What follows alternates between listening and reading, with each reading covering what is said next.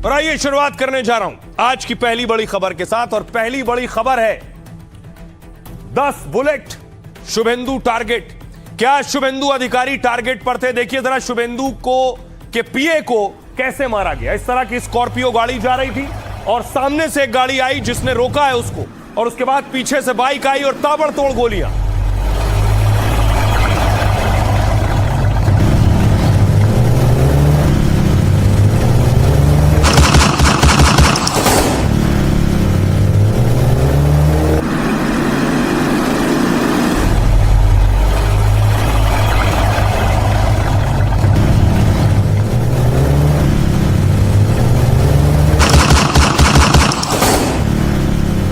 आप देख रहे हैं ठीक इस तरह शुभेंदु का पीए स्कॉर्पियो गाड़ी में सवार था। सामने से गाड़ी लगाई गई, पीछे से बाइकर्स आए और हेलमेट लगाए हुए थे वो, और उसके बाद ताबड़तोड़ गोलियों की बारिश की।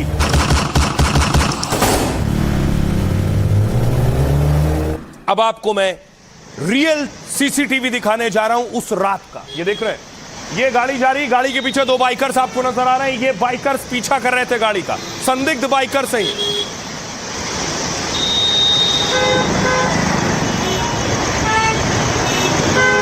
ये देखिए 3 संदिग्ध बाइकर्स नजर आए हैं।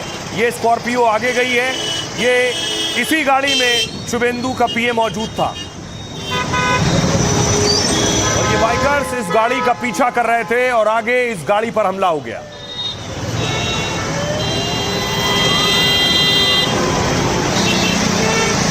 ये कार यहां से गुजरी है, इसी स्कॉर्पियो पर अटैक हुआ। खबर है कि शुभेंदु को मारने की प्लानिंग थी। अब मैं आपको बताऊं गाड़ी पर अटैक के बाद जो तस्वीरें आई हैं हिला देने वाली। ये देख रहे हैं, गाड़ी में पीए मौजूद था, पूरी तरह खून से सना हुआ, गोलियों से छलनी। বেঁচে থাকলে হসপিটালে নিয়ে চলো। আরে আমরা আছি তো, অসুবিধা নেই। আপনি হসপিটালে যান আগে, নিয়ে যান নিয়ে যান। হসপিটালে নিয়ে যান দাদা। আপনারা এখানে বেলটা মারো, বেলটা মারো, বেলটা মারো, লস হচ্ছে।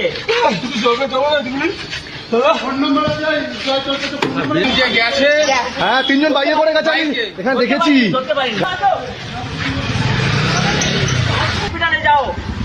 বেঁচে থাকলে হসপিটালে নিয়ে চলো। আরে আমরা আছি তো, অসুবিধা নেই। আপনি হসপিটালে যান আগে, নিয়ে যান নিয়ে যান। হসপিটালে নিয়ে যান দাদা। আপনারা এখানে বেলটা মারো, বেলটা মারো, বেলটা মারো, লস হচ্ছে। के पीए को जो गाड़ी में खून से लथपथ है, आसपास के स्थानीय लोग आए हैं, उन्हें बचाने के लिए सीट बेल्ट निकाल रहे हैं और ड्राइवर जो मौजूद था गाड़ी में वो रो रहा है। আরে আমরা আছি তো, অসুবিধা নেই। আপনি হসপিটালে যান আগে, নিয়ে যান নিয়ে যান। হসপিটালে নিয়ে যান দাদা।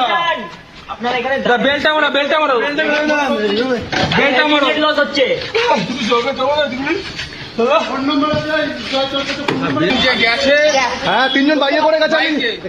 अब देखिए उसके बाद शुभेंदु के पीए जिनके शव को निकाला गया है और उसके बाद अस्पताल पहुंचाया गया, एम्बुलेंस पहुंची है मौके पर।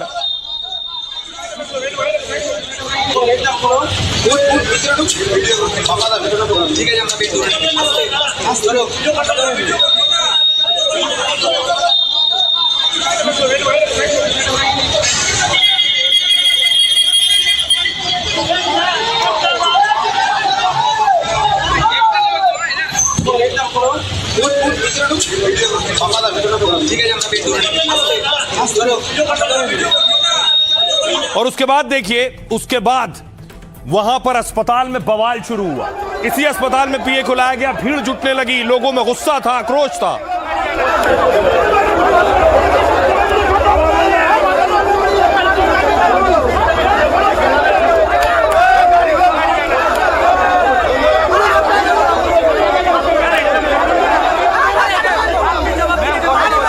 चार में दीदी गई, दीदी जावे बांग्लादेश।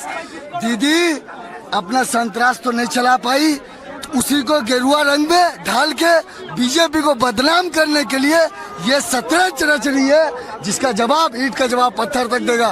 आज ये टीएमसी पूरा प्लानिंग। सोचिए अगर भाजपा सरकार में नहीं आती तो हम लोग तो मर्डर हो जाते भैया, हम लोग तो मर्डर हो जाते। अब आपको बताऊं कि उसके बाद शुभेंदु अधिकारी की एंट्री हुई। शुभेंदु पहुंचे हैं अस्पताल। ये वो तस्वीरें, चारों तरफ कार्यकर्ताओं और समर्थकों से घिरे हुए थे। देख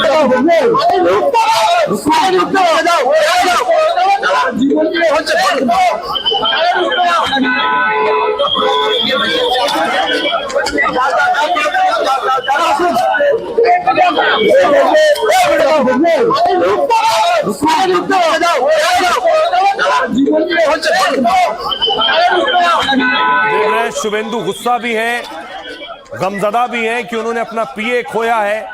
उस हिंसा में ये पीए उनका नंदीग्राम में काम देखता था और शुभेंदु की जीत में पीए का बड़ा रोल रहा है। लेकिन शुभेंदु अब आखिर उन्होंने कसम खाई है कि छोड़ेंगे नहीं जिन्होंने उनके पीए की हत्या की है।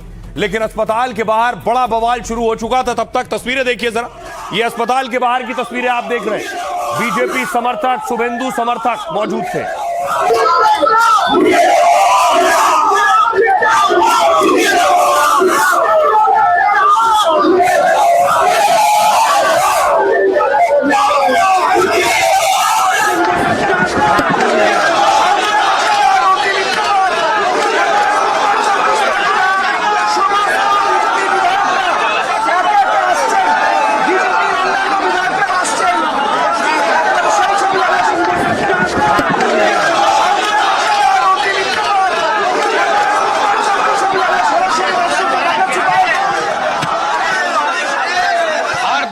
को जोगी जी का मेडिसिन हम लोग ही देगा। भाषा नहीं, डंडा का जरूरत है। जोगी जी का भी बंगाल में जरूरत है। हर दंगाई को जोगी जी का मेडिसिन हम लोग ही देगा। क्या बंगाल में शुभेंदु अधिकारी टारगेट पर थे? क्या हमलावर शुभेंदु की जान लेना चाहते थे और बंगाल में योगी जैसा सीएम नहीं बनने देना चाहते थे? क्या ममता की हार के बाद शुभेंदु की हत्या का प्लान बना और निशाना बन गए उनके करीबी और पीए? ये पूरा प्लान करके किया। ये गोलियां बरस रही हैं, लेकिन शुभेंदु ने ऐलान कर दिया है कि सबका इलाज होगा। हिंसा फैलाने वालों का चुन चुन कर हिसाब होगा। तो क्या बंगाल में भी चलेगा योगी मॉडल और उपद्रवियों दंगाइयों का होगा बाबा वाला इलाज? जोगी जी का भी बंगाल में जरूरत है और किस तरीके से उन्होंने यूपी में दंगाई को सबक सिखा रहा है, वो बंगाल का हिंदू जनता को आकर बोल के थोड़ा हौसला बुलंद होना चाहिए। अब दावा है खुद शुभेंदु ने कहा कि उनका पीए टारगेट पर नहीं था, टारगेट पर खुद शुभेंदु अधिकारी थे, यानी अटैक शुभेंदु पर होने वाला था। देखिए जरा पूरी कहानी। कुछ इस तरह से हमला हुआ। बंगाल में शपथ ग्रहण से पहले शुभेंदु अधिकारी क्या टारगेट पर थे? क्या शुभेंदु को मारने के लिए हमलावरों ने कार का पीछा किया? जिस स्कॉर्पियो कार में बंगाल विधानसभा का स्टिकर लगा हुआ था, आमतौर पर शुभेंदु अधिकारी के काफिले में भी इसी तरह की गाड़ी होती है। चुनाव प्रचार के दौरान भी शुभेंदु अधिकारी ही ऐसी ही कारों में चलते हैं। क्या इसीलिए शूटर और 5 गाड़ियों का चक्रव्यूह तैयार किया गया इस गाड़ी के इर्द गिर्द? जब प्लान ए यानी शुभेंदु का मर्डर प्लान नाकाम हुआ तो फिर प्लान बी पर काम हुआ, यानी जब गाड़ी में शुभेंदु नहीं मिले तो उनके पीए चंद्रनाथ रथ पर हमला किया गया। शुभेंदु ने भी कहा है कि हमला मुझ पर था, मेरे साथी ने मेरी जगह अपनी जान दे दी। कोलकाता से करीब 20 किलोमीटर दूर मध्यम ग्राम में यह दहला देने वाली वारदात हुई। रात करीब 10 बजे 4 बाइक और 1 कार स्कॉर्पियो कार का पीछा करती दिखी और थोड़ी देर में कार ने स्कॉर्पियो का रास्ता रोका। ड्राइवर को गाड़ी से रोकनी पड़ी और जब तक शुभेंदु के पीए और ड्राइवर कुछ समझ पाते तब तक यह तस्वीर सामने आई। गोलीबारी शुरू हो गई। हमलावरों ने गाड़ी के बाएं तरफ खिड़की से सटकर 6 से 10 राउंड फायरिंग की है। खबर है कि चंद्रनाथ को 4 गोलियां लगी, 2 गोली तो सीने के आर पार हो गई और 1 गोली ड्राइवर बुद्धदेव को भी लगी है और पूरी गाड़ी खून से लाल हो गई। इस वक्त दोनों को तुरंत अस्पताल ले जाया गया, लेकिन शुभेंदु के पीए की जान चली गई। चंद्रनाथ रथ केवल शुभेंदु के पीए नहीं थे, उनके भरोसेमंद रणनीतिकार भी थे। वो शुभेंदु के राजनीतिक कामकाज और रैलियों और मीटिंग का काम भी देखते थे। नंदीग्राम के रहने वाले चंद्रनाथ एसएससी पास कर एयरफोर्स में भर्ती हुए थे। एयरफोर्स से वीआरएस लेने के बाद वो शुभेंदु अधिकारी के निजी स्टाफ बन गए। चंद्रनाथ और उनका परिवार भी एक वक्त टीएमसी से जुड़ा रहा। 2020 में शुभेंदु बीजेपी में आए तो चंद्रनाथ भी टीएमसी छोड़ शुभेंदु के साथ आ गए। बीजेपी में शुभेंदु के साथ उनके पीए चंद्रनाथ का भी रुतबा बढ़ गया। तो क्या शुभेंदु के राइट हैंड का मर्डर उनका मनोबल तोड़ने की साजिश है। इससे शुभेंदु भी खासे गुस्से में है। सुनिए जरा शुभेंदु अधिकारी क्या कह रहे हैं और दूसरे नेता क्या कह रहे हैं। का बॉडी से 4 बुलेट निकला। सब हार्ट जो है हमारी हार्ट का माने अगल बगल में जितना भी पैसेज है सबको टारगेटेड करके किया है और बहुत क्लोज मर्डर है। ये लोग भी पिन पॉइंट किया कहाँ गोली करने से उसको तुरंत मौत हो जाएगा, ये पूरा प्लान करके किया। ये बहुत स्पेशलिस्ट और खूंखार खूनी है, आतंकवादी है। ये ममता बनर्जी जो मीटिंग सब कर रहा है उनका भतीजा को लेकर, वहाँ से भी कुछ प्लान हो सकता है। ममता बनर्जी का जो भतीजा है वो स्पष्ट रूप से एक खूनी आदमी है और देखेंगे उसको एक आदमी थप्पड़ मारा था, वो पागल था और उसको 7 बरस बाद उसको पीस के मार दिया था। उसको हार बर्दाश्त नहीं हो रही क्योंकि 2000 पुलिस, करोड़ों रुपया का लूट। अब उसने क्या किया कि एक मैसेज दिया, मैसेज बंगाल के लोगों को दिया। वो मैसेज में ये हमारे चंद्र कुमार रथ को हत्या करवाई। देखिए, हमको तो लगता है ये पॉलिटिकल मर्डर है। एक कहावत है, तुझको नहीं सजा दे पाऊं तेरा साथी को तो कम से कम मारे। उनका खून का एक एक बूंद का हिसाब कानूनन तरीका से हम लोग लेंगे और तृणमूल का ये जो साजिश है, इस साजिश का मुंह तो जवाब हम लोग देंगे। अब देखिए जरा, पीए को जब मारा गया एक खास बंदूक का इस्तेमाल किया गया, वो भी बंदूक विदेशी ऑस्ट्रेलिया की है। अब जांच हो रही है। जांच के लिए देखिए जरा, पहले गाड़ी की हालत देखिए। गाड़ी की हालत से आपको अंदाजा होगा, पूरी गाड़ी लगातार गोलियां जो बरसाई गई उसके बाद छलनी हो चुकी है। ये देखिए शीशे मार्क आप देख रहे हैं, यहां गोली लगी है। आगे का शीशा, दोनों साइड का शीशा चकनाचूर हो चुका है।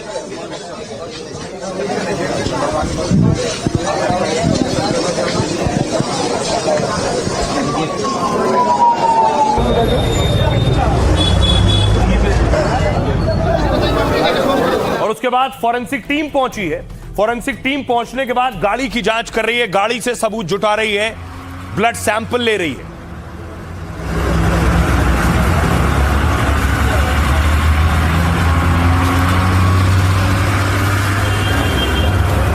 ये आप देख रहे हैं, जहां खून था गद्दी पर, वो हिस्सा काट कर फॉरेंसिक टीम ने निकाला है। बुलेट की मार्किंग कर रहे हैं, कौन सी गोली थी, कैसे चलाई गई, कितनी नजदीक से चलाई गई, एक एक चीज की बारीकी से जांच हो रही है और सबूतों को जुटाया जा रहा है। इसके अलावा इस मामले की जांच सीआईडी कर रही है। सीआईडी और फॉरेंसिक टीम, सीएफएसएल की एक और टीम पहुंची। तस्वीर में आपको दिखाऊं, ये देख रहे हैं, चंद्रनाथ हत्याकांड की जांच हो गई है। जो बुलेट के खोखे हैं वो मिल गए।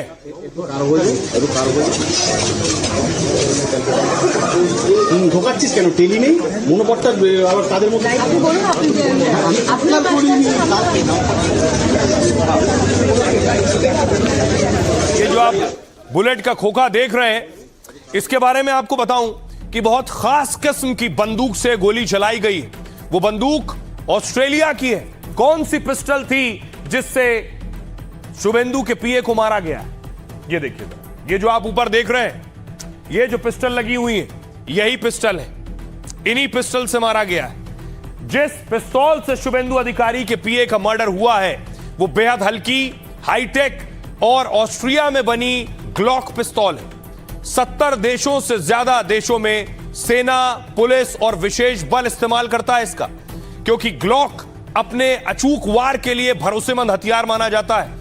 ट्रिगर दबते ही इसमें एक बार में 6 से 36 गोलियां फायर होती हैं। इसकी रेंज 50 मीटर तक होती है, इसलिए और करीब से मारा जाता है। इसीलिए शुभेंदु के पीए को नजदीक से मारा गया। इसकी रफ्तार और असर बेहद खतरनाक होता है। कार में बैठे शुभेंदु के पीए पर हमला हुआ तो उनकी मौत हो गई।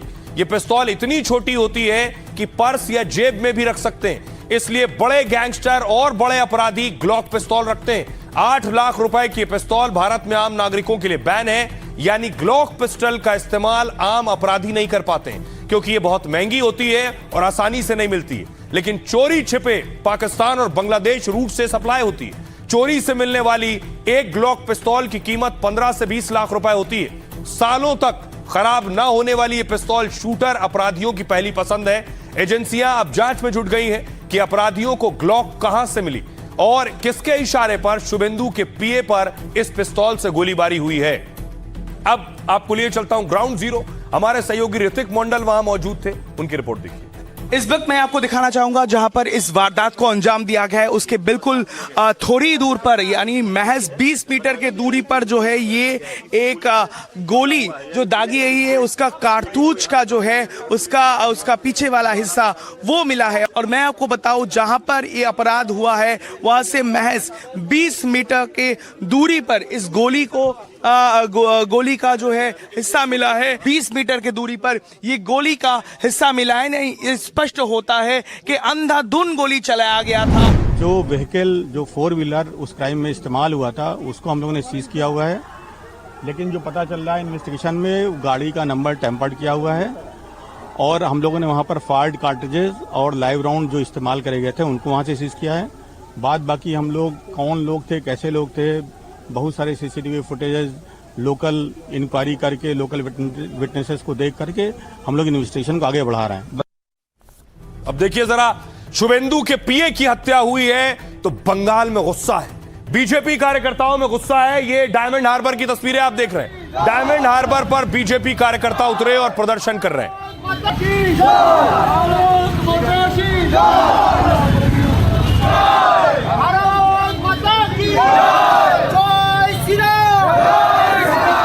अगली तस्वीर आई वेस्ट मिदनापुर की।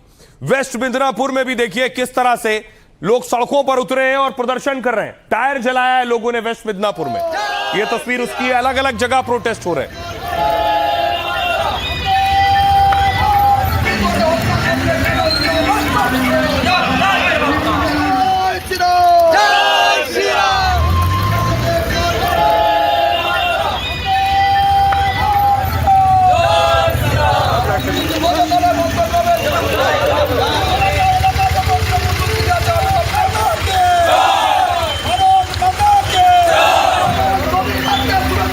दूसरी तरफ देखिए, अब पीए की बॉडी पोस्टमार्टम के लिए गई है। यह तस्वीर आप देख रहे हैं। पीए का पोस्टमार्टम हुआ दिन में। पोस्टमार्टम की जो प्रारंभिक रिपोर्ट आई है, प्रारंभिक रिपोर्ट चौंकाने वाली है कि कितने नजदीक से गोलियां मारी गई।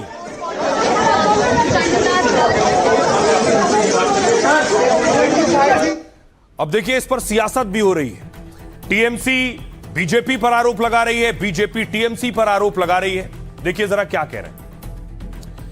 पीए चंद्रनाथ रथ की माताजी कह रही हैं दोषियों को कड़ी सजा मिले लेकिन फांसी नहीं। मैं खुद एक मां हूं, किसी बेटे की मौत नहीं मांग सकती हूं। नई सरकार की अपील है कि दोषियों को उम्र कैद जैसी सजा मिले। अर्जुन सिंह बीजेपी नेता कह रहे हैं यह अभिषेक बनर्जी के दिमाग की उपज है। जिस तरह से हत्या हुई है वो किसी एजेंसी के शूटर का काम नहीं। शूटर का काम है किसी जानकार ने मारा है, प्रोफेशनल किलिंग। सौगत रॉय कह रहे हैं टीएमसी सांसद शुभेंदु अधिकारी के पीए की हत्या बेहद दुखद है। हम इस घटना की कड़ी निंदा करते हैं। दोषियों के खिलाफ कड़ी से कड़ी कार्रवाई की जाएगी और मामले की जांच सीबीआई से करवाई जाए। समीक भट्टाचार्य बीजेपी के अध्यक्ष कह रहे हैं बीजेपी के 311 कार्यकर्ताओं को मारा गया है। आरजीकर में जो हुआ उसका जिम्मेदार कौन है? तृणमूल का कोई राजनीतिक और नैतिक मूल्य नहीं है। अधीर रंजन चौधरी कह रहे हैं बंगाल में खून खराबा और गुंडागर्दी कोई नई बात नहीं, दरिंदों के पनपने के लिए सबसे अच्छी जगह मानी जाती है। सरकार बदली है लेकिन हालात नहीं बदले। दोषी को सख्त से सख्त सजा हो और सभी को पता लगे कि दरिंदे किस पार्टी से हैं। हुमायूं कबीर कह रहे हैं 2021 में बीजेपी के कई कार्यकर्ताओं की हत्या हुई। आज के दिन बीजेपी शांत है लेकिन बीजेपी छोड़ेगी नहीं। प्रियंका चतुर्वेदी सांसद शिवसेना कह रही है शुभेंदु अधिकारी के पीए की हत्या की खबर से हैरान हूं। चुनाव के नतीजे ऐसी हिंसा को जन्म नहीं दे सकते जो राज्य में कानून व्यवस्था को ही पटरी से उतार दें। दिलीप घोष बीजेपी नेता कह रहे हैं लगा था कि हिंसा और बंदूक की राजनीति खत्म हो गई, लेकिन जो लोग पहले चुनाव में गड़बड़ी नहीं कर पाए, हार की बौखलाहट में वो अब हमले कर रहे हैं। सुनिए जरा, अभी बंगाल में शांति नहीं है, हर रोज कहीं से हिंसा की खबर आ रही है। सियासतदान क्या कह रहे हैं? बीजेपी है तो भय मुक्त बंगाल है, फिर भी हम क्या देख रहे हैं, जिस नेता बीजेपी के सबसे कद्दावर नेता उनका ही पीए को गोली से भून दिया जाते हैं। इसका मतलब बंगाल जहां थे हुआएं है, सरकार बदली लेकिन हालात कुछ नहीं बदली। इसमें तो होम मिनिस्टर जिम्मेदार हैं तो उनके पीए की हत्या कैसे हो गई? ये सवाल मुझसे मत पूछिए। आप ट्विटर हैंडल होगा आपका, आप टैग करिए होम मिनिस्टर साहब को, पूछिए कि हत्या कैसे हो गई। नहीं, ये घटना हम सोचे थे कि कोई गोली बंदूक नहीं आएगा, बंद हो गया, लेकिन अभी भी जो लोग चुनाव को पहले गड़बड़ नहीं कर पाए अभी कर रहे हैं। पुलिस को एकदम कड़क स्टेप्स लेना चाहिए। कोई भाई भतीजा रंग राजनीति नहीं देखना चाहिए। कानून व्यवस्था चुस्त दुरुस्त होना चाहिए। आप अपना बिहेवियर चेंज करिए। इसको स्ट्रिक्टली हैंडल होना है। इससे पता चल रहा है कि पश्चिम बंगाल का जो संतराज गुंडा बाहिनी, जो मस्तान बाहिनी है, वो जो इसका ऑर्गेनाइजेशन है, ये खत्म नहीं हुआ, इसको टाइम लगेगा। ये लोग दिखा रहे हैं कि हम लोग हैं, हम लोगों के ऊपर ऐसा मत करो, लेकिन ये टाइम लगेगा, लेकिन पूरा सफाई होगा इसका। अब देखिए इसके बाद शुभेंदु अधिकारी एक्शन में, बेशक शपथ नहीं ली है अभी, लेकिन है कि शुभेंदु अधिकारी ही सीएम होंगे। शुभेंदु के भाई देखिए कहां पहुंचे, ये पीए की माता जी हैं जिनसे मिलने के लिए शुभेंदु अधिकारी के भाई पहुंचे।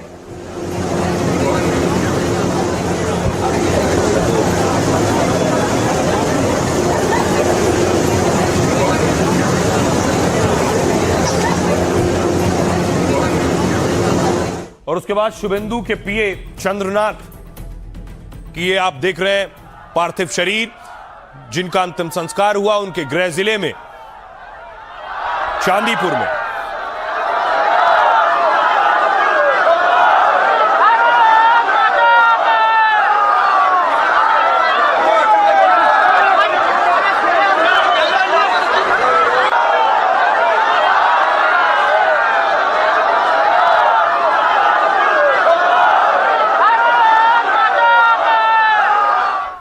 देखिए शुभेंदु कई बार कह चुके हैं कि हिसाब हर घटना का होगा, हर हत्या का होगा। तो क्या शुभेंदु अधिकारी अब योगी स्टाइल में हिसाब करने वाले? देखिए जरा, शुभेंदु अधिकारी की पहचान बीजेपी के फायर ब्रांड नेता की रही और वो बंगाल के सीएम के पद के सबसे बड़े दावेदार माने जा रहे हैं। शुभेंदु अगर सीएम बनते हैं तो योगी जैसा बड़ा और कड़ा एक्शन ले सकते हैं। एक चुनावी रैली में शुभेंदु ने योगी के पैर छूकर आशीर्वाद लिया था और मंच से ऐलान किया था कि बंगाल में भी योगी वाले मॉडल की जरूरत है। सीएम बनते ही शुभेंदु बंगाल में योगी जैसी कार्रवाई कर सकते हैं। जैसे माफिया अपराधियों पर ताबड़तोड़ यूपी में इलाज हुआ, बंगाल में भी उपद्रवियों पर बुलडोजर वाली कार्रवाई हो सकती है। तोड़फोड़ करने वालों की गिरफ्तारी और नुकसान की वसूली हो सकती है। अपने पीए के मर्डर के बाद शुभेंदु अधिकारी ने बड़ा ऐलान किया और कहा बंगाल में 15 साल से चले आ रहे जंगल राज का यह नतीजा है। राज्य में बीजेपी की सरकार बनते ही ऐसे अपराधियों पर कड़ा एक्शन होगा। हम यह तय करेंगे कि बंगाल में किसी हाल में न्याय को दबाया ना जाए, जैसा कि पहले आरजी कर डॉक्टर की हत्या के मामले में हुआ था। शुभेंदु ने कहा मैंने भवानीपुर सीट से ममता को हरा दिया, इसलिए मेरे पीए को मार दिया। मेरे पीए चंद्रनाथ की हत्या करने वाले खूनी हैं, आतंकवादी हैं। ऐसे गुनाहगारों को बख्शा नहीं जाएगा जैसे यूपी में हालत थे, बिहार में बदला है, वैसे ही यहां भी हालात को बदला जाएगा। इस बीच हत्याकांड की जांच के लिए बंगाल पुलिस ने एक एसआईटी बनाई है। शुभेंदु के पीए की हत्या के मामले में 3 लोगों को हिरासत में लिया गया है। आइए अब आपको सुनवाता हूं, सुनिए जरा शुभेंदु अधिकारी क्या कह रहे हैं और बीजेपी के नेता क्या कह रहे हैं। ये एक अनरेस्ट करने का साजिश है पूरा बंगाल में, लेकिन मेरा पूरा उम्मीद है जनता जनार्दन आने वाले सरकार का साथ रहेगा और 9 तारीख का बाद धीरे धीरे गुंडा और बलात्कारी को सीधा करने का करेगा। जैसे यूपी में 2017 का बाद हालत बदल हो गया है, यहाँ भी हमारे यशस्वी प्रधानमंत्री ने बताया महाजंगल राज, तो महाजंगल राज खत्म करने के लिए बीजेपी का सरकार ओथ टेकिंग तक टाइम दे देना। ये कोई साधारण नहीं है, ये किसके लिए किया। 2 दिन का बाद राज्य में प्रधानमंत्री, गृह मंत्री, प्रतिरक्षा मंत्री सभी लोग आ रहे हैं, 20 मुख्यमंत्री राज्य में आ रहे हैं, इतना बड़ा सेलिब्रेशन। उसी का पहले ये घटना कोई पॉलिटिकल मैसेज देना चाहते हैं या बीजेपी का सीने पर गोली ठोकना चाहते हैं या प्रधानमंत्री का पास कोई वार्ता देना चाहता है, ये पश्चिम बंगाल की जो पॉलिटिकली जागरूक जनता है वो समझ जाए। इसीलिए बोल रहे हैं शपथ ग्रहण होने दीजिए, पुलिस अपना इन्वेस्टिगेशन कर रही है, आप लोग फिर 9 तारीख के बाद देखिएगा। एक भी गुंडा मुआली बदमाश बंगाल में नहीं रहेगा, बांग्लादेश सब छोड़ के भाग जाएगा, एक भी नहीं रहेगा। बांग्लादेश कनेक्शन ज्यादा दिख रहा है हमें। अब देखिए जरा, हिंसा रुक नहीं रही है बंगाल में। हावड़ा लिए चलता हूं, हावड़ा में बमबाजी हो गई है। टीएमसी पर आरोप लगे बम चलाने के। देख रहे हैं ये जो गली देख रहे हैं आप, यहीं बम चल रहे हैं। अंदर धमाकों की आवाज सुनिए जरा।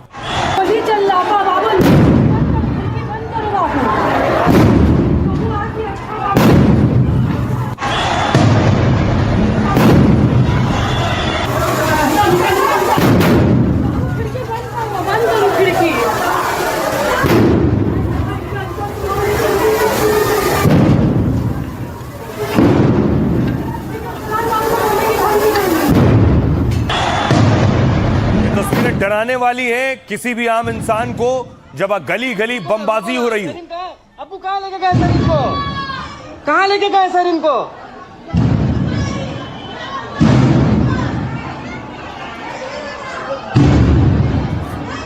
से 8 राउंड फायर किया सर। उसका बाद जब हम लोग भागने लगे तो हर 10 मीटर पर एक बम चलाया सर। 12 को बम चलाया लोग टोटल सर। यहाँ से मेरा गोली गया, बम एकदम पैर का नीचे आके फटा। हम लोग 12 से 15 आदमी घायल हो गया सर। सब हॉस्पिटल में एडमिट है। तो एक और तस्वीर आई, दिखाऊं मैं आपको। बीजेपी के कार्यकर्ता पर हमला हुआ, गोली चली और वो अस्पताल पहुंच गए। बसीरहाट की तस्वीर देख रहे हैं आप।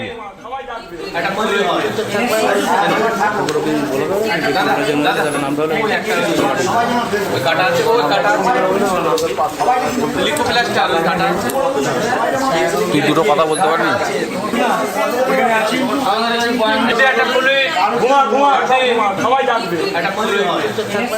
अब सवाल ये है, बीजेपी के कार्यकर्ताओं को आपने देखा जिन पर हमला हुआ।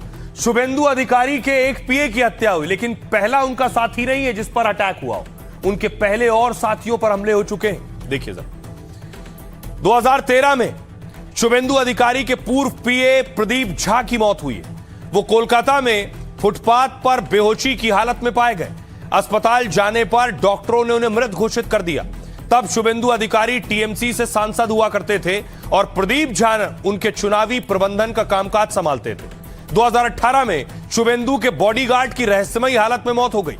मेदिनीपुर में शुभव्रत चक्रवर्ती को बैरक में गोली लगी। 2021 में शुभेंदु के काउंटिंग एजेंट की संदिग्ध हालत में मौत हुई। पुलक लाहिरी को शुभेंदु का बेहद करीबी बताया जाता है और नंदीग्राम में जब ममता हारी तो वो शुभेंदु के काउंटिंग एजेंट थे। और अब 2026 में शुभेंदु के एक और करीबी चंद्रनाथ रथ की हत्या कर दी गई। चंद्रनाथ 6 साल से शुभेंदु अधिकारी के साथ काम कर रहे थे। शुभेंदु जब टीएमसी में थे तब भी चंद्रनाथ रथ उनके साथ थे। 13 साल में शुभेंदु के चौथे सहयोगी की मौत हुई है, जो चौंकाने वाला है। अब सुनिए जरा, टीएमसी के राज में क्या बीजेपी कार्यकर्ता डरे हुए थे? कम से कम ये तस्वीरें और ये घटनाएं यही बता रही हैं। सुनिए आज वो बीजेपी के कार्यकर्ता क्या कह रहे हैं। हम बोल रहे हैं कि आध घंटा के लिए हमारा हाथ खोल दीजिए। आध घंटे के लिए हमारा हाथ खोल दीजिए। कालीघाट से शुरू करेंगे और नॉर्थ बंगाल तक जाएंगे। आध घंटे के लिए खोल दीजिए हमारा हाथ। ममता दी ने करवाई है ये खून, ममता दी ने करवाई है। मोदी जी बचाइए। प्लानिंग के तहत हो रहा है। दीदी का जो तांडव था वो अपने रंग में नहीं कर पाई, जनता ने उसका जवाब दिया। ये टीएमसी ने सिर्फ ये गंदगी किया है इसीलिए कि हम शुभेंदु अधिकारी को नहीं मार पाएंगे तो उनका पीए को मार के हम समझा रहे हैं ना। अगर 1 मिनट में पूरा बंगाल ठंड कर देंगे और थम कर देंगे, हरीश चैटर्जी रोड बंद कर देंगे अगर हम लोग चाहते हैं। धमका के जब नहीं मिला सरकार तो ममता बनर्जी अपना शतरंज का चाल रच रही है और चक्रांतों करके ये सब करवा रही है। इसी का पीछे तृणमूल का ही चक्रांत। कैसे बोल सकते हैं कि 4 तारीख के बाद देख लेंगे सबको देख लेंगे, बंगाल का पूरा अकेला देंगे? कहाँ गए आप?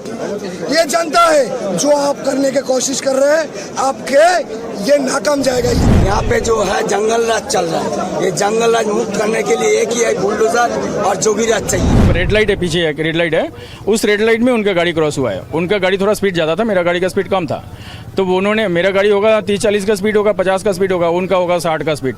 वो क्रॉस करके आए, लगभग 150 मीटर की दूरी में आगे आए, तब जाकर के उनका गाड़ी अचानक बंद हो गया। और अचानक जैसे बंद हो गया उसके मतलब सेकंड नहीं लगा होगा, गोली की आवाज़ सुना है।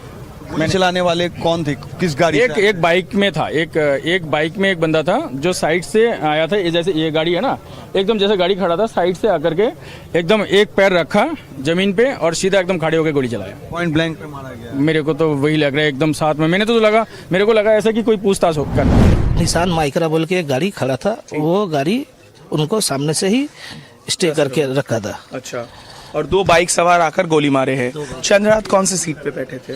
वो सामने लेफ्ट हैंड साइड में, ड्राइवर का संग लेफ्ट हैंड साइड में बैठे थे। भवानीपुर में जितना पसंद नहीं लगा उसका वजह से उसको टारगेट किया गया। उसका राइट हैंड, शुभेंदु का राइट हैंड को पहले छांट दिया तो शुभेंदु का मैसेज दिया जाएगा, उसी हिसाब से उसको टारगेट किया। जो भी इंस्ट्रक्शन दादा से ही मिलते थे, दादा कोई भी दिक्कत हो तो दादा के दादा ये प्रॉब्लम हुआ, कोई भी प्रॉब्लम हो तो दादा ही मेरे साथ करता था हम लोगों का। किसी के साथ भी लड़ाई झगड़ा नहीं था, किसी के साथ भी नहीं। जो कुछ बंगाल में हो रहा है उससे गुस्सा पूरे देश में। और जम्मू से एक तस्वीर आई, आपको दिखाऊं कि डोगरा फ्रंट के कार्यकर्ता सड़कों पर उतरे, नारेबाजी की ममता बनर्जी के खिलाफ। ममता बनर्जी को, ममता बनर्जी को, ममता बनर्जी को, ममता बनर्जी, ममता बनर्जी, ममता बनर्जी, बनर्जी को, ममता बनर्जी को। उसका कार्यकाल 5 वर्ष था। ममता बनर्जी तो एमएलए भी नहीं है। वो किस तरह से कह रही है मैं त्याग पत्र नहीं दूंगी। अगर वो त्याग पत्र नहीं देगी तो मैं कहता हूँ बॉर्डर खोलो, इसको भेजो पाकिस्तान या बांग्लादेश, ताकि ये वहां जाकर के चुनाव लड़े। और जिस तरह का वातावरण वहीं रहता है, अगर इसको यही सूट करता है वहां जाकर के करे। दूसरी तस्वीर देखिए जरा, कोलकाता में बीजेपी ऑफिस में आग लग गई है। ये उसकी तस्वीरें आप देख रहे हैं।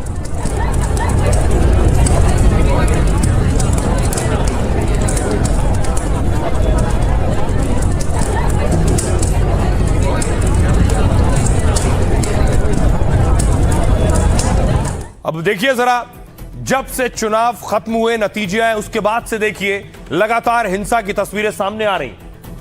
चुनावी नतीजों के बाद 3 दिनों में 6 हत्याएं हो चुकी हैं। बवाल, हंगामे और आगजनी की भी खबरें आ रही हैं अब तक। इस बीच हुमायूं कबीर ने हाईकोर्ट का रुख कर लिया है और हिंसा को रोकने के लिए हस्तक्षेप की मांग की है। हुमायूं कबीर ने याचिका में मुर्शिदाबाद जिले की चर्चा की और कहा है नतीजों के बाद राजनीतिक रूप से प्रेरित हिंसा हो रही है। पश्चिम बंगाल में चुनावी हिंसा का इतिहास पुराना है। 2021 विधानसभा चुनाव के बाद 58 लोगों की मौत हुई थी और 300 से ज्यादा हिंसक घटनाएं रिपोर्ट की गई थी। 2019 लोकसभा चुनाव के बाद भी 12 से 15 लोगों की मौत हुई थी। और सिर्फ इतना ही नहीं, अभी भी हिंसा की तस्वीरें कुछ और जगहों से सामने आ रही हैं जो हिलाकर रख देंगी आखिर कौन लोग हैं जो अलग अलग जिलों में हिंसा कर रहे हैं, बीजेपी के कार्यकर्ताओं को टारगेट कर रहे हैं। चुनावी हिंसा से बंगाल लाल है। हावड़ा के शिवपुर में बमबाजी से बवाल मच गया। यहां 2 राउंड फायरिंग और पथराव की भी खबर है। टीएमसी और बीजेपी के कार्यकर्ता पहले आपस में भिड़े, फिर तनाव ऐसा फैला कि भारी पुलिस उतारनी पड़ गई। जिस पानीहाटी से आरजीकर पीड़ित की मां चुनाव जीती है, वहां बम चले और बीजेपी के 5 कार्यकर्ता जख्मी हो गए। टीएमसी पर बदले की भावना से हमले का आरोप लग रहा है, क्योंकि पानीहाटी से बीजेपी की रत्ना देवनाथ चुनाव जीत गई। जिस वक्त मध्यम ग्राम में शुभेंदु के पीए पर गोली चली, करीब उसी वक्त बशीरहाट में भी गोलीबारी हुई।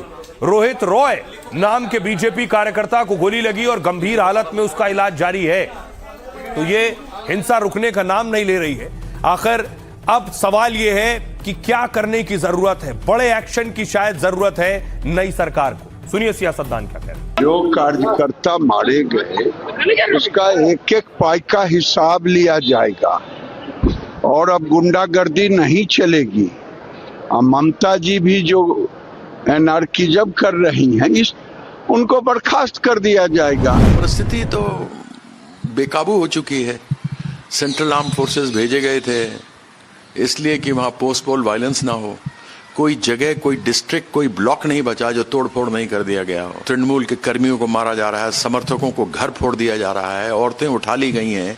उनके साथ न जाने क्या ये लोग कर रहे हैं कि महिलाओं के साथ किसी को कुछ नहीं। टीएमसी अपनी असली चेहरा अब जनता को दिखाने लगी है कि उन लोग माफिया और गुंडों पर ही उनकी सरकार चलती थी। मान जाइए, सरकार गठन होते ही आप लोगों को ढूंढ ढूंढ के पुलिस कटघरे में डालेगी, कड़ी से कड़ी सजा होगी, फांसी तक जा सकते हो। तो अब वो गुंडाई बदमाशी बंद करो। जो जो ये घटना में घटाया, इनको खिलाफ ज़्यादा से ज़्यादा जल्दी इनको गिरफ्तार करना चाहिए, इनको हिरासत में लेना चाहिए, इनको सर्वोच्च सजा दिलाना चाहिए। पर दुर्भाग्य है कि वामपंथ के जिन आसुरी शक्तियों के खिलाफ उन्होंने युद्ध लड़ा था, कालांतर में वो सब असुर उनकी पार्टी में आ गए और उनकी पार्टी का धंधा करने लगे। मैं नई सरकार को भी ये सलाह दूंगा और उन्हें ये सूचित करूंगा कि वे ध्यान रखें कि जिनकी अस्थियों पर यह विजय ध्वज फहराया है उन्हीं का सम्मान हो। अब एक दिलचस्प तस्वीर सामने आई। बंगाल में हिंसा हो रही है, ममता बनर्जी चुनाव हार गई हैं। देखिए ममता बनर्जी से मिलने के लिए कौन पहुंचे हैं। ममता से मिलने के लिए अखिलेश यादव पहुंचे। अखिलेश यादव अभिषेक बनर्जी से मिले, ममता के भतीजे से, फिर दीदी का उन्होंने अभिवादन किया। कुछ इस तरह दीदी ने उनका स्वागत किया अपने द्वार पर। आप इतना अच्छा लड़े, उससे आप हारे नहीं है। नहीं, आप हारे नहीं है, आप हारे नहीं है, हारे नहीं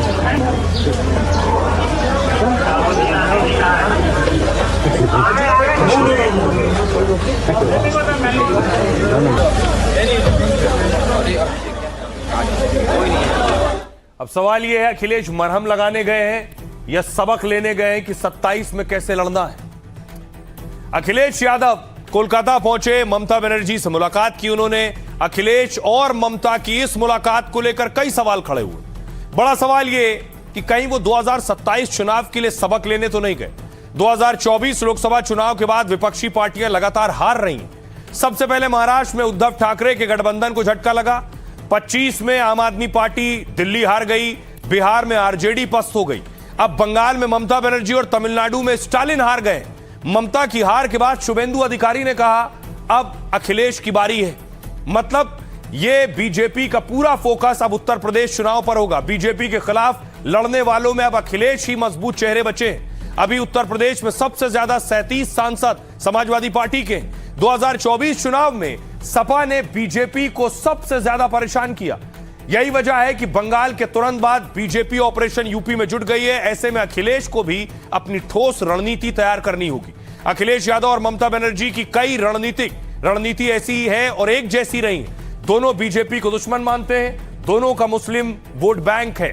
ममता की तरह अखिलेश भी इंडिया गठबंधन के नाम से परहेज करते रहे हैं।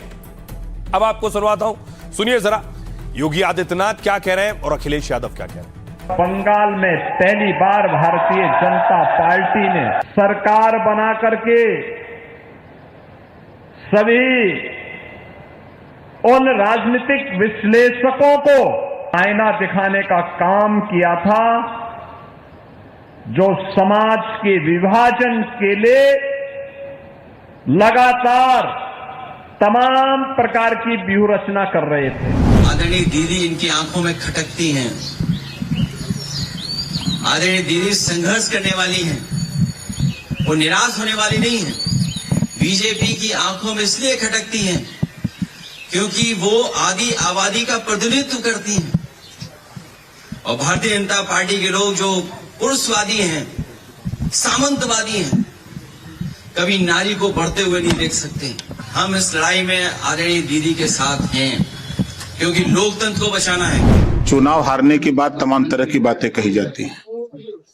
अब अखिलेश यादव जी जा रहे हैं ममता जी को ढाढ़स बंधाने हार का कि आप तो अभी 21 बार हारी हैं, हम तो 2 बार। आओ हम दोनों लोग मिलकर के हार का श्रृंखला बनाएं। 27 में फिर हम हारेंगे तो आप आके हमको समझाना। हारने के बाद आप हारे हो तो हम आके समझा रहे हैं। यही खेल लोग कर रहे हैं। विपक्ष के लोग जो दगे हुए कारतूस हैं वो सब इकट्ठा हो रहे हैं। तो राजभर चुटकी ले रहे हैं अखिलेश यादव की। खबरों में आगे बढ़ते एक बहुत दिलचस्प खबर है। नोटों की बारिश होने लगी जैसे ही ईडी पहुंची, पड़ा छापा और बरसे नोट।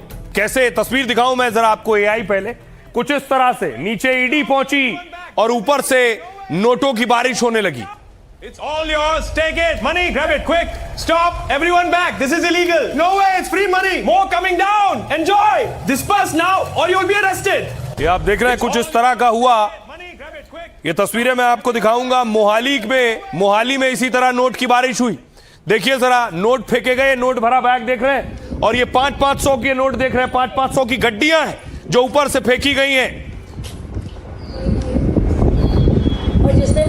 ये 500-500 की गड्डियां ऊपर से फेंकी गई और भरा हुआ बैग फेंका गया है। नवी मंजिल से नोट बरसे हैं जैसे ही ईडी ने छापा मारा है। अरे तुम रख कैसे सकते हो? तुमने अब आपको बैग दिखाऊं जरा, नोटों से भरा बैग देखिए।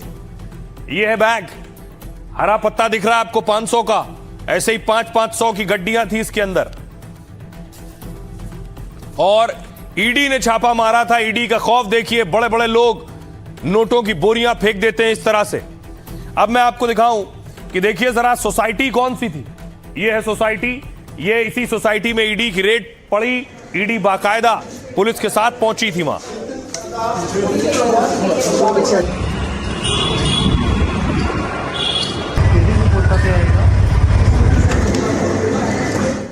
अब आइए आपको बताऊं पूरी कहानी क्या है, कैसे आसमान से नोटों की बारिश होने लगी। देखिए कुछ इस तरह से, ये देख रहे हैं आप, ऊपर से नोट बरस रहे हैं। अब हुआ क्या, दरअसल पंजाब में जहां नोट उड़े वो मोहाली की वेस्टर्न टावर सोसाइटी है, जहां सुबह सुबह जब लोग सोकर उठे तभी पहुंच गई ईडी और दावा है कि ईडी के अफसर धड़ाधड़ सीधे फ्लैट के अंदर 906 में पहुंचे। यहां रहने वाले शख्स की पहचान नितिन कुमार गोहिल के रूप में हुई, जो आईटी सेक्टर में काम करने वाला कारोबारी है। उसी के यहां छापा पड़ा। ईडी की टीम को आता देख पकड़े जाने के डर से हड़कंप मच गया। फिर यह हरकत शुरू हुई। रिहायशी टावर की नवी मंजिल से कैश से भरा बैग नीचे फेंक दिया, क्योंकि नीचे उनका ड्राइवर खड़ा था। ड्राइवर मौजूद था जो पैसे लेने के इंतजार में खड़ा था। जैसे ही ऊपर से 500-500 के नोट से भरा 2 बैग नीचे फेंके गए तो इनमें से एक बैग फट गया और नोट हवा में उड़ने लगे। इसी बीच दूसरे बैग को वहां खड़ा ड्राइवर गाड़ी में डालकर भाग निकला और ईडी की टीम ने इसका पीछा किया लेकिन उसे पकड़ नहीं पाई। नोटों से भरा फटा हुआ बैग ईडी ने जब्त किया, जो एक पड़ा रह गया था, जिसमें 21 लाख रुपए मिले। जिस टावर में 8 घंटे से ज्यादा रेड चली, वहां पुलिस ने लोगों की एंट्री रोक दी। सीढ़ियों से लेकर छत तक केंद्रीय एजेंसियों और पुलिस फोर्स तैनात की गई। सोसाइटी के लोगों ने बताया कि नितिन 4 महीने पहले यहां रहने आया था। दावा है कि नितिन के फ्लैट पर रोजाना बड़ी संख्या में कुरियर आते थे, जिन्हें ज्यादातर नितिन गोहिल का ड्राइवर ही रिसीव करता है। आइए अब आपको सुनवाता हूं, हमारे सहयोगी गुरप्रीत वहां मौजूद थे, उनकी रिपोर्ट देखिए। यहाँ पे 9th फ्लोर पे लगातार ईडी ऑफिशियल्स के द्वारा रेड की जा रही है। सुबह ईडी ऑफिशियल्स जब यहाँ पे आए, नितिन नाम के व्यक्ति के फ्लैट पे रेड की। उसने यहाँ से ऊपर से 9th फ्लोर से यहाँ पे बैग, पैसे से भरे बैग यहाँ पे फेंके गए। ये भी पाया जा रहा है कि अपने ड्राइवर के थ्रू कुछ पैसे यहाँ से लेके जाया जा रहा था, लेकिन ईडी ऑफिशियल्स लगातार जांच कर रहे हैं। और ईडी ऑफिशियल्स के पास एक कंप्लेंट आई थी कि जो नितिन इस सोसाइटी में रहता है वो लगातार लाइजनिंग कर रहा है बिल्डर्स और सरकार के बीच में। अब देखिए जरा, ये जो सज्जन ऊपर से नोटों की बारिश कर रहे थे, ये है कौन? ये सज्जन का ताल्लुक कैसे भगवंत मान से जोड़ रहे हैं विरोधी?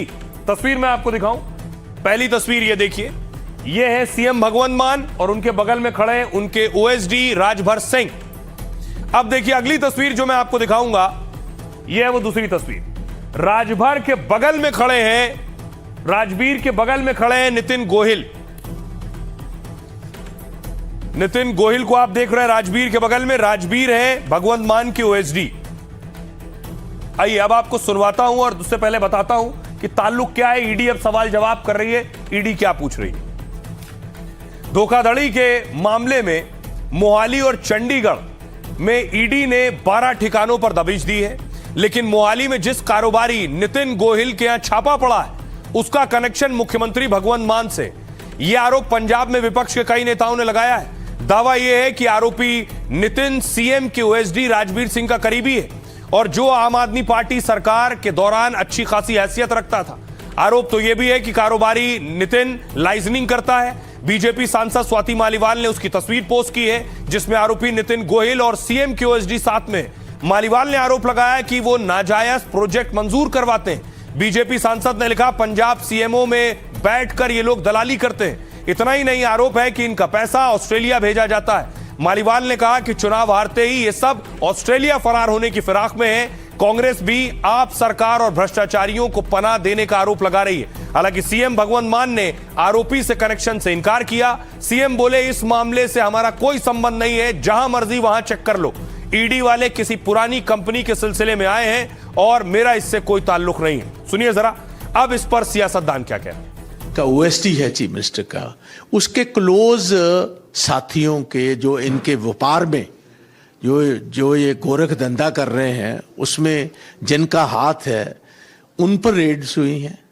और ये पहली दफा मैंने देखा, आगे हिंदी मूवीज में देखा था कि 9वीं मंजिल 10वीं मंजिल से ऊपर से 500 के नोट के बैग गिराए जा रहे हैं। केजरीवाल पंजाब को बहुत बड़ी लूट का काम चला रहे। ये हवाला का बहुत बड़ा ट्रांजैक्शन है। नहीं तो आप ये देखो, आज एक रेड हुआ है, जैसे तब 10 करोड़ पाया गया था, वो जो चन्नी साहब के मन्नी साहब थे।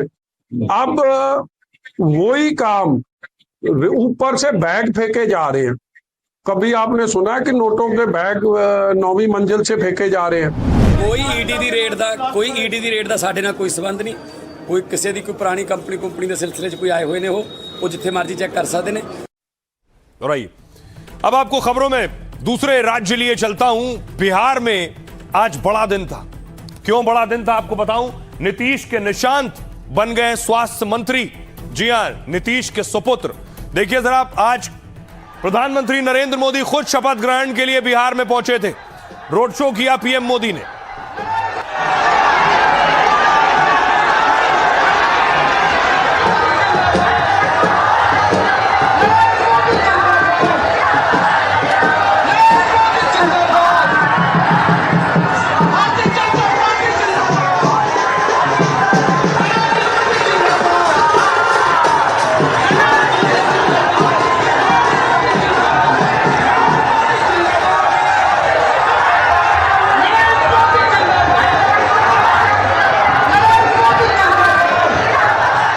अब देखिए, न सिर्फ प्रधानमंत्री नरेंद्र मोदी, गृह मंत्री अमित शाह बिहार पहुंच चुके थे शपथ के लिए। जेपी नड्डा बिहार में थे। रक्षा मंत्री राजनाथ सिंह बिहार में थे। दूसरी तस्वीर मैं आपको दिखाऊं कि अब यह तस्वीर देखिए जरा। बिहार में जश्न हो रहा था, लोग जश्न मना रहे थे।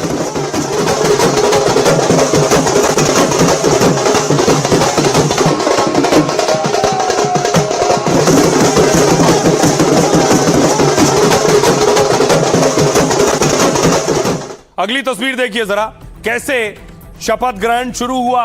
उससे पहले देखिए, निशांत ने नीतीश के पांव छुए। पांव छूकर पिता से आशीर्वाद लिया। उसके बाद निशांत पहुंचे शपथ के लिए। अब देखिए जरा, अब आपको लिए चलता हूं निशांत की शपथ में। नीतीश के बेटे निशांत जब शपथ ले रहे थे, मंच पर मौजूद थे प्रधानमंत्री नरेंद्र मोदी भी मौजूद थे। मैं दिलीप कुमार जायसवाल ईश्वर की शपथ लेता हूं। जो विषय बिहार राज्य के मंत्री के रूप में मेरे विचार के लिए लाया जाएगा अथवा मुझे ज्ञात होगा, उसे किसी व्यक्ति या व्यक्तियों को अब आपको दिखाऊं